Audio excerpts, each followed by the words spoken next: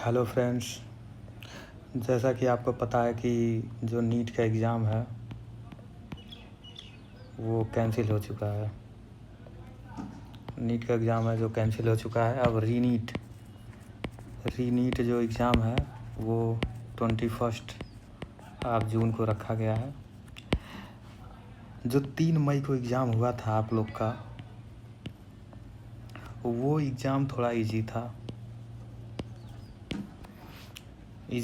जिसकी वजह से कट ऑफ 600 प्लस जाना स्वाभाविक था। 600 प्लस, लेकिन इजी के साथ साथ में जो पेपर लीक भी हुआ था, जिसके वजह से कट ऑफ जो है 600 प्लस है। इजी और लीक को अगर जो कंबाइन करके बताया जाए तो कट ऑफ 640 प्लस जाने की संभावना थी इस बार। तो बच्चों, आप लोग का अगर जो रीनीट हो चुका है तो बहुत अच्छी खुशखबरी है। मुझे लगता है ये बेटर है। तो आप लोग टेंशन ना लीजिए। रीनीट में क्या करना है क्या नहीं करना है ये आप लोग को सीखना है। सबसे पहला जो सब्जेक्ट है आपका फिजिक्स, दूसरा है आपका केमिस्ट्री, और तीसरा जो है बायोलॉजी। ये जो बायोलॉजी है ये लगभग तो सभी लोग एनसीईआरटी अच्छे से पढ़ते हैं। केमिस्ट्री कुछ लोग नहीं पढ़ते हैं, तो आप लोग को ऐसा नहीं करना है। केमिस्ट्री भी एकदम अच्छे से पढ़ना है। एनसीईआरटी वो भी अच्छे से वर्ड टू वर्ड पढ़ना है। वर्ड टू वर्ड पढ़ना है। एनसीईआरटी ये तो पढ़ ही देते हैं, ये भी पढ़ना है। इसमें 3 पार्ट होते हैं जो बहुत से लोग जो है ऑर्गेनिक पढ़ लेते हैं और इनऑर्गेनिक पढ़ लेते हैं, फिजिकल केमिस्ट्री को छोड़ देते हैं। लेकिन आपको फिजिकल केमिस्ट्री भी एकदम अच्छे से ही पढ़ना है, तभी आप लोग का सिलेक्शन। इस बार पेपर कुछ यूँ आएगा। ये जो फिजिक्स का पेपर है, फिजिक्स बहुत टफ आने वाला है। बहुत ज़्यादा टफ रहेगा। केमिस्ट्री भी टफ रहेगा और बायोलॉजी भी टफ रहेगा। लेकिन मैं बता दूं, ये जो बायोलॉजी है लोग इतना अच्छे से पढ़े रहते हैं कि टफ रहता फिर भी वो लोग कर जाते हैं। 330 प्लस आसानी से आ जाता है। अच्छे से पढ़े हैं तो मैक्सिमम का आ ही जाएगा। केमिस्ट्री भी लगभग जो एनसीईआरटी पढ़े रहते हैं अच्छे से 150 प्लस स्कोर कर ही लेते हैं, पेपर कितना भी कठिन हो। अगर जो इन दोनों को मिला दिया जाए तो 480 नंबर आ गया। 480 प्लस आ रहे हैं इन दोनों से मिला के। और जैसा कि मैं बता रहा हूँ, पेपर जो है टफ रहेगा, हार्ड रहेगा, हार्डनेस इसका ज़्यादा रहेगा। पेपर का हार्डनेस ज़्यादा की वजह से फिजिक्स में यदि कोई बंदा, हमको लगता है 20 क्वेश्चन कर दिया ना, 20 क्वेश्चन, 20 में से 15 ही सही हो गया ना, तभी वो सिलेक्शन ले ले।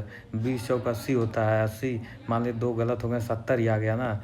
480 प्लस 70 ऑन एवरेज बच्चों की मैं बता रहा हूँ। आप देख सकते हैं 500 प्लस मार्क। और ये इस मार्क पे 2025 में कितनी रैंक बनी थी आपको पता है? 10K के अप्रॉक्स। बताइए, 10K इतना इजी है। तो फिज़िक्स पे मैं चाहता हूँ इतना मेहनत मत करिए। फिज़िक्स पे बहुत ज़्यादा मेहनत करने की ज़रूरत नहीं है। पहले आप लोग पढ़िए बायोलॉजी, अच्छे से पढ़िए, अच्छे से।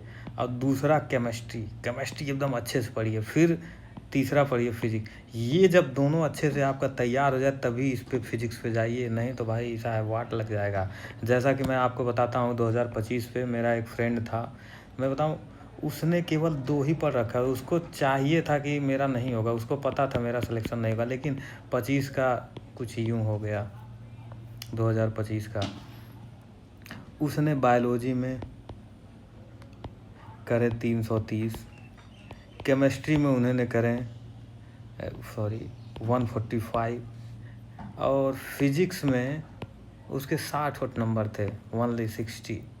देखो 5 3 535 535 नंबर उसका आ गया। 535 उसकी रैंक बनी थी, नियर अबाउट 20 के आसपास। आप सोच लीजिए 20 के रैंक एकदम ईजी है। ये फिजिक्स डिटरमाइन नहीं करता सिलेक्शन होगा कि नहीं होगा। जब पेपर हार्ड आएगा तो ये दोनों ज़्यादा डिटरमाइनिंग फैक्टर होंगे। तो जो भी बच्चा जिसका तो 650 प्लस इस बार आया है 3 मई को जो एग्ज़ाम हुआ है, वो लोग तो बेचारे परेशान हैं, टेंशन में हैं, रो रहे हैं रो रहे हैं। अरे क्या ही मैं बताऊँ, झूठ में रो रहे हैं, कोई मतलब है नहीं, और अपना दिमाग डिस्टर्ब कर ले रहे हैं, और वो लोग अपनी इफ़िशियंसी को जो है कम कर दे रहे हैं। तो जो ऑन एन एवरेज बच्चा है जो 400-500 जो टेस्ट में लाया है, या नीट जो 3 मई को हुआ उसमें लाया, वो अच्छा कर जाएगा, वो अच्छा कर जाएगा अगर जो इन सब चीज़ों को फॉलो करेगा। तो कहने का ये मतलब है वो ये बच्चा अच्छा कर जाएगा। इसको क्या ही करना है, फिज़िक्स तो पढ़ना ही नहीं है, फिज़िक्स तो एकदम लास्ट में। हाँ, मैं ये कह रहा हूँ फिज़िक्स पढ़ना नहीं, इसका मतलब ये नहीं पढ़ना है। मैं ये कह रहा हूँ पहले आप पढ़िए बायोलॉजी 100% करिए, और फिर उसके बाद से पढ़िए केमिस्ट्री, इसको भी 100% करिए, देन आप करिए फिज़िक्स, देन आपका सिलेक्शन होना तय है। अब आप फिज़िक्स पढ़ रहे हैं खाली, और फिज़िक्स खाली पढ़ रहे हैं आप लोग, केमिस्ट्री आप लोग का 50% तैयार है, बायोलॉजी भी 50% तैयार है, फिर भी फिज़िक्स पढ़े जा रहे हैं। वाह भाई, ऐसे नहीं काम चलेगा। पहले इसको 100% करिए, काम चल जाएगा, आप लोग का सिलेक्शन हो जाएगा। क्योंकि पेपर हार्ड आने वाला है, ये तो तय है, पेपर आएगा हार्ड। तो मित्रों, आप लोग से यही सलाह है कि बायोलॉजी पे ध्यान दें, एनसीईआरटी पढ़ें अच्छे से अच्छे, बायोलॉजी 100% प्रिपेयर करें, उसके बाद से आएँ आप केमिस्ट्री में, इसको भी 100% तैयार करें। इसमें डिवाइड कर लें, 6 घंटा इसे पढ़ दें, 6 आवर्स इसे पढ़ लें, बाकी 2 घंटा फिजिक्स लगा दें, कोई दिक्कत नहीं, डेली 2 घंटा पढ़िए फिजिक्स, 2 आवर्स। बाकी ये 6 घंटा तो पढ़ना ही पढ़ना है। और ये यदि 100% हो जाए तभी इसमें जो है 2 घंटे से ऊपर आप जाइए, तभी आप 4 दीजिए, 5 दीजिए, जब जान जाइए आप ये 100% हो गया है, आपका सिलेक्शन होना तय है। मैं गारंटी देता हूँ 100% सेलेक्ट होइएगा, क्योंकि पेपर आएगा हार्ड। क्या था, मैं 2025 की बात बताता हूँ आप लोग को। 2025 में एक बच्चा था, उसके 720 में एलन के टेस्ट में आते थे 700 नंबर। इवन कभी 715 भी आए हैं, 690 ऐसे तो हमेशा रहते थे, हमेशा 650 प्लस ही रहता था उसके।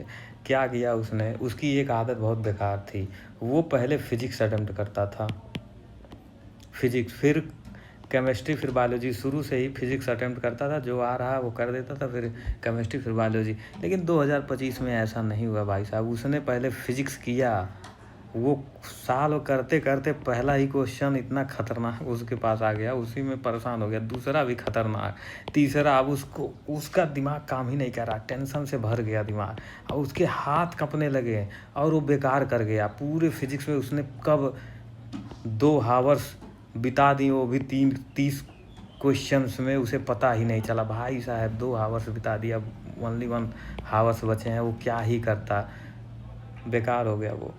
उसके आते 495 और वो नॉट सेलेक्टेड हो गया। तो कहने का मतलब टेंशन नहीं लेना है, फिजिक्स पहले नहीं करना है, क्रम से करना है। पहले करना है बायोलॉजी, अच्छे से बायोलॉजी करिए, जो क्वेश्चन नहीं आ रहा है 1-2 छोड़ दीजिए, बाकी सब कर ही लीजिए। फिर दूसरा पे अटेम्प्ट करिए केमिस्ट्री, तीसरा पे करिए आप फिजिक्स, दैट्स ऑल। तो आप लोग अच्छे से मेहनत करिए। अगर जो आप लोग का कमेंट आएगा तो मैं जो है बायोलॉजी आपको पढ़ा सकता हूँ एनसीईआरटी, और केमिस्ट्री पढ़ा सकता हूँ अच्छे से एनसीईआरटी। फिज़िक्स का देखो यार, फिज़िक्स का एनसीईआरटी कोई नहीं पढ़ पाता, फिज़िक्स का एनसीईआरटी पढ़ना बहुत मुश्किल है, और इसीलिए फ़िज़िक्स रहने दो। ये बायोलॉजी केमिस्ट्री ये मैं सोच रहा हूँ, इसमें से कुछ चैप्टर जो इम्पॉर्टेंट है वो मैं बताऊँगा जून में। That's all, thank you.